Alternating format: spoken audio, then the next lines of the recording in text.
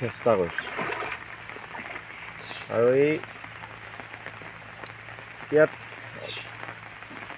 ৰোপণ কৰা তামোল গছ অন্যান্য ফল মূলৰ গছবিলাকে আচলতে ভৱিষ্যতে কি দিব এনেধৰণৰ এটা অৱস্থা। প্ৰত্যেক বছৰে পানী হয়, প্ৰত্যেক বছৰে গছ গছনি ইয়াত ৰোপণ কৰা শাক পাচলিবোৰ মাৰি থৈ যায়। তথাপিতো আমি আচলতে হাৰ নামানি আমাৰ যিটো কৰিবলগীয়া কৰ্তব্য সেইটো কৰি গৈছোঁ। ইয়াত জাতিলা অৱস্থা দিছে, পানীৰ বুকুত জাতিলা, এইবাৰ টিউবেলৰ অৱস্থা আছে। থেংক ইউ, ধন্যবাদ। যে বাৰিষা পানী হয় এই বস্তুটো যে হয়, আমিও আচলতে পানীৰ বুকুত জীয়াই থাকোঁ। সেয়েহে সৰু সুৰাকৈ ভিডিঅ' এটি বনাই আছিলোঁ।